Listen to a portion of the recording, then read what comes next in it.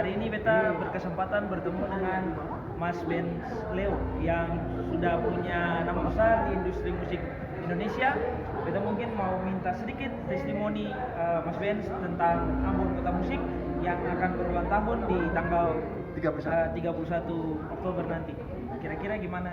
Ya, kebetulan saya ikut terlibat dalam aktivitas campaign waktu Pemkot Ambon ini mengkampanyekan tentang Ambon menuju kota musik dunia waktu itu. Berkali-kali saya kesini, termasuk tahun 2019 tatkala Glenn Fredly bikin Kongres Musik Indonesia yang pertama di sini Ambon Glenn. Waktu itu saya dipanggil sama Pak Wali Kota, Pak Richard, di rumah dinas beliau. Dia mengatakan apa yang kurang, andai kata apa yang kurang dari Pemkot Ambon, andai kata kami akan melanjutkan campaign tentang Ambon yang menjadi dari UNESCO. Saya bilang, saya ada penerbangan dari Jakarta menuju ke Ambon, transit di Makassar, itu pramugarinya bilang kita akan mendarat seputar di Hasanuddin International Airport. Terus gimana Pak Wali tanya gitu kan, selanjutnya gimana? Tatkala sudah mau transit ke atau mendarat di Ambon, kenapa di Ambon itu Patimura tidak ada international airportnya? Oh iya, itu satu katanya. Terus beliau nanya lagi apa selanjutnya?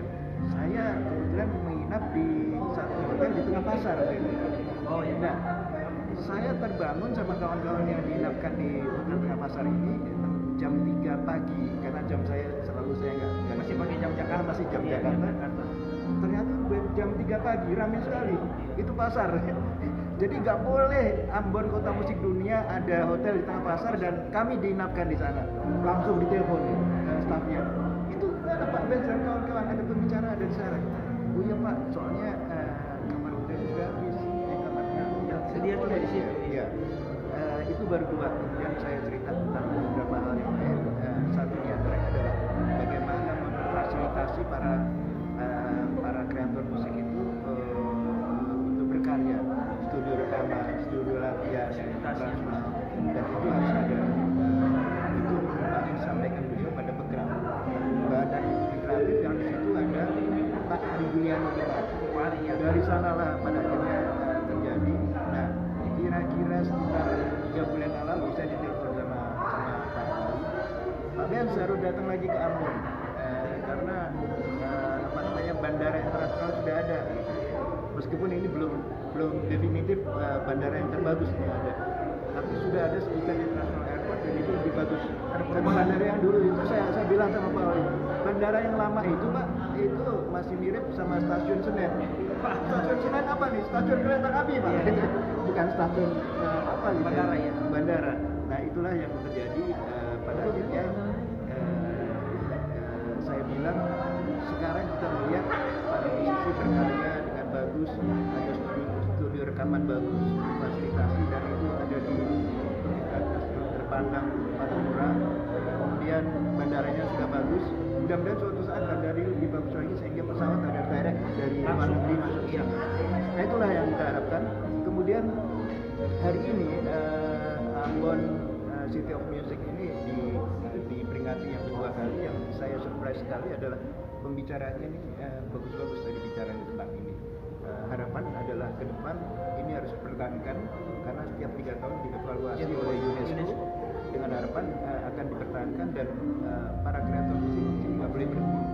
Tadi ada satu karya laki-laki baik dari KKB. Itu saya dengar kira-kira bulan Maret lalu.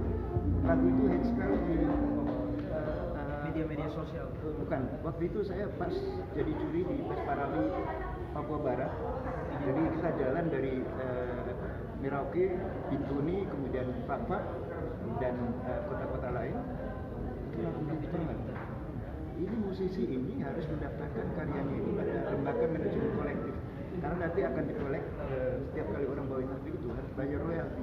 Kemudian kalau lagu ini di cover oleh orang lain harus seizin penciptanya, menyebut nama penciptanya dan dia harus berhak atas royalti dari situ. Rupanya saya tadi tanya penciptanya, Anda udah tahu? Belum sampai. Itulah kelemahan ini, karena kelemahan itulah harus dijawab. Kalau Anda mau Ambon pertahankan sebagai Ambon kota musik dunia, maka hal macam ini tidak boleh terjadi pada musisi Ambon dan songwriter. Itu. Terakhir Mas, mungkin di Ambon ini kan banyak sekali anak muda yang punya kreativitas yang luar biasa, terkhusus mungkin di bidang musik. Kira-kira harapan yang paling utama dari Mas Ben terhadap anak-anak yang punya kreativitas ini, harapan seperti apa? Pelajari lagu-lagu hits yang sudah ada, yang pernah Anda dengar di mana-mana. Kemudian lihat pola penulisan karya seperti apa, lirik-lirik yang bagus kayak apa, tema-tema cinta bagus, tapi tema-tema lagu perjuangan sering kali jadi hits juga. Misalnya contohnya lagunya Gombloh, Kebiar-kebiar, Indonesia Merah dan itu lagu hits sekali. Bikin lagu-lagu perjuangan karena itu masih jarang yang membuat. Jadi berkaryanya dengan karakter yang kuat, pelajari kira-kira lagu mana yang layak untuk jadi hits, kemudian daftarkan pada agregator yang kuat karena nanti lagu Anda akan dinaikkan ke digital platform dan dari sanalah Anda mendapatkan dana. Terus produksi, jangan pernah berhenti berkarya meskipun pandemi terus berkarya. Ini level berapa nih? 2 ya? Sekarang udah level 2. Ya, mudah-mudahan level 1 dan Anda bisa perform semuanya karena musisi Ambon, musisi Maluku itu udah siap. Ya, nama saya Benzio Manuputi. Julukan. Itu dari Pak Wali Kota. Oh, siap. Makasih Mas Ben. Sukses. Siap. Sip. Bro, makasih. Ya. Thank you.